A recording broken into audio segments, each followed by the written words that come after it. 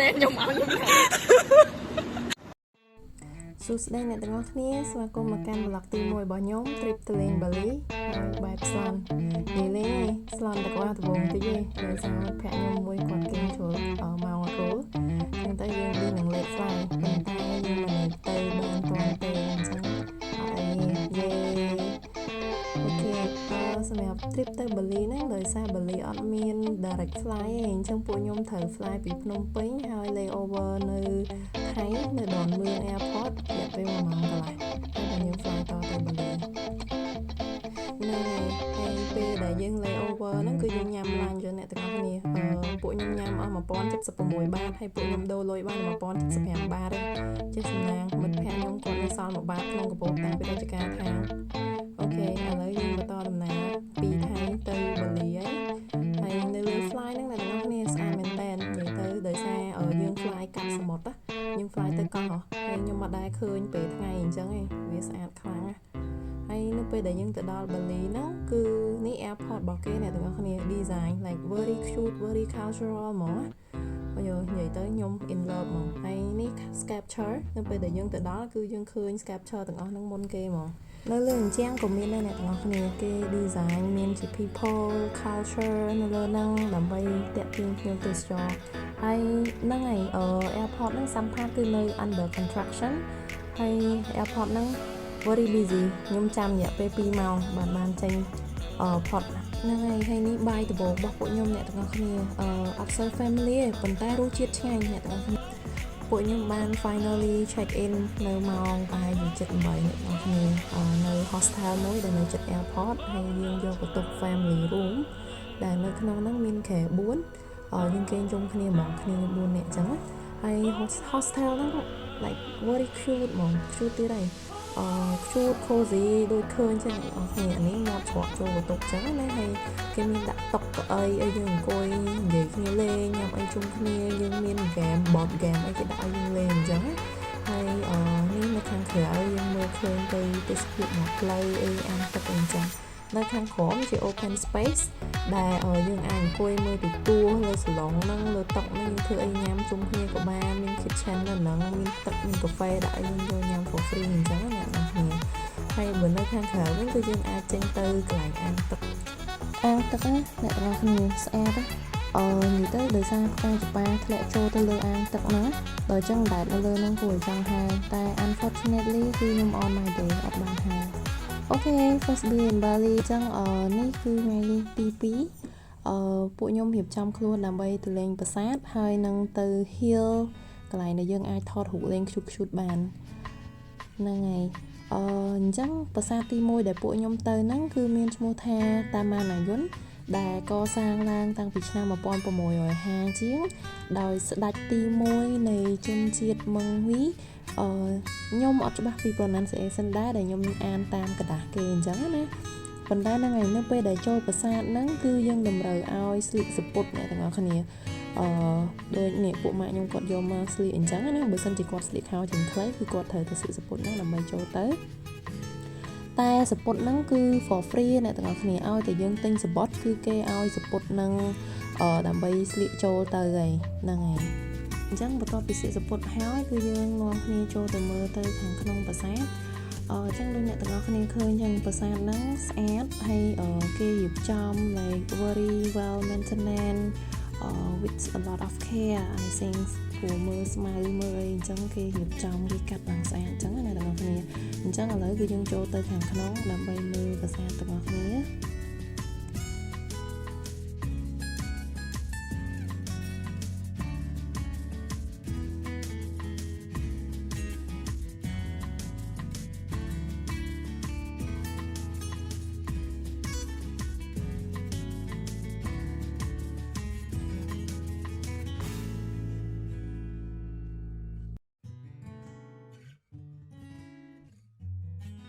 អីដែលខ្ញុំស្រឡាញ់ការរៀបចំនៅក្នុងប្រាសាទហ្នឹងមួយទៀតគឺ accessibility អ្នកទាំងអស់គ្នាគាត់ដាក់ជម្រាលដើម្បីសម្រាប់ឲ្យអ្នកមានបញ្ហាពិការភាពធ្វើការទស្សនាបានងាយស្រួលអញ្ចឹងណា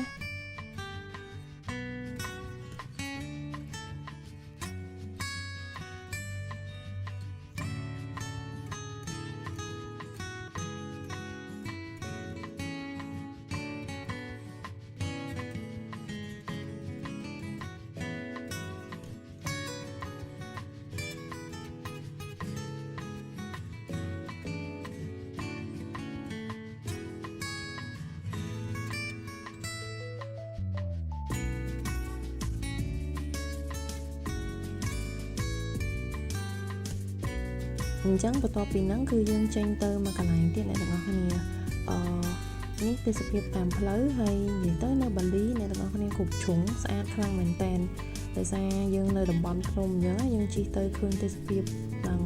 breathtaking ហ្មងអ្នកទាំងអស់គ្នាអញ្ចឹងឥឡូវគឺយើងបានមកដល់ក្នុងទ្វារប្រាសាទមួយដែលគេហៅថា Handara ក្នុងទ្វារហ្នឹងគឺគេពេញនិយមមកថតរូបលេងគេរត់គេអីអញ្ចឹងណាអ្នកទាំងអស់គ្នាហើយចេញពីហ្នឹងមកគឺយើងមកប្រាសាទមួយទៀតដែលឈ្មោះថា Uluwatu ខ្ញុំអត់ច្បាស់ pronunciation ដូចគ្នាប៉ុន្តែកន្លែងហ្នឹងគឺវានៅក្នុងចន្លោះភ្នំណាអ្នកទាំងអស់គ្នាព័ទ្ធជុំវិញទៅដោយភ្នំហើយមានបឹងនៅកណ្ដាល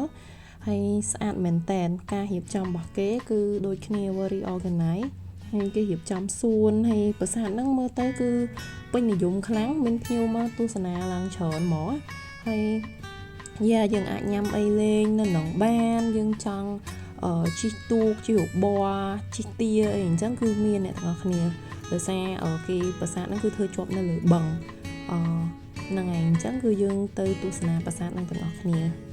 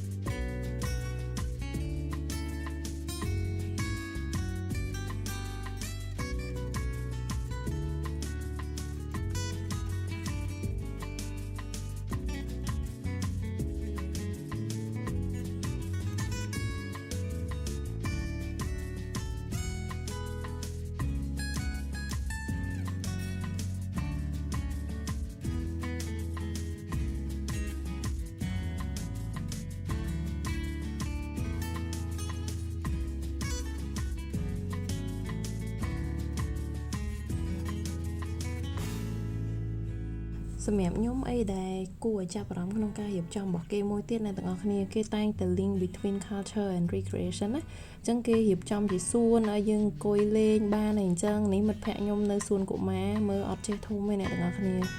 មើលទៅដដើមរបស់ក្មេងជិះអីអញ្ចឹងណាហ្នឹងហើយអូខេអ្នកទាំងអស់គ្នាអញ្ចឹងបន្ទាប់ពីហ្នឹងគឺយើងមកកន្លែងស្នាក់នៅយប់ទី2របស់ពួកខ្ញុំយប់ទី2គឺពួកខ្ញុំ rent ជា private villa អ្នកទាំងអស់គ្នាហើយនេះពេលដែលយើងចូលមកដល់គឺមាន living room មួយដែលយើងអាចមើលរឿងមើលទូរទស្សន៍ Netflix ជុំគ្នាបានអញ្ចឹងមាន kitchen មានកន្ទប់2អាងទឹកនៅកណ្ដាលហ្នឹងហ្មងហើយ villa ហ្នឹងគឺថ្មី fully furnished ហើយកន្ទប់ទឹកខ្ញុំគឺ interesting ណាអ្នកទាំងអស់គ្នានេះមើលមេឃមើលផ្កាយឃើញទៀតមកហើយយប់ឡើងអ្នកទាំងអស់គ្នាអើយនិយាយពីថាដោយសារវីឡាហ្នឹងថ្មីតែមិនធ្វើឲ្យធ្វើនៅជិតតំបន់ដែលមានព្រៃឈើច្រើនដល់ពេលអញ្ចឹងពេលយប់ឡើងគឺសិតតែមេភ្លៀងហោះមកអញ្ចឹងណានិយាយទៅមេឃគឺរកភ្លៀងដែរហើយហោះមកពួកខ្ញុំមិនដឹងធ្វើម៉េចបើកភ្លើងតែអាងទឹកយើងបិទអស់ហើយប៉ុន្តែបើយើងបិទទាំងភ្លើងអាងទឹកទៀតគឺវាល្ងឹតអញ្ចឹងយើងបើកភ្លើងអាងទឹកទៅមានអីពួកគាត់ហោះចូលមកដាំសួរសាយនៅក្នុងអាងទឹកនឹងបដ ாய் ហើយពួកខ្ញុំច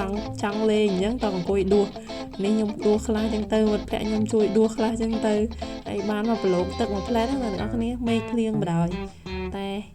មានអីសប្បាយដែរអូតែមានតែយើងអីអញ្ចឹងណាហើយបន្ទាប់ពីបានលេងទឹកឆ្អែតហើយហ្នឹងហើយអ្នកនរគ្នាខ្ញុំឡើងទៅញ៉ាំបាយ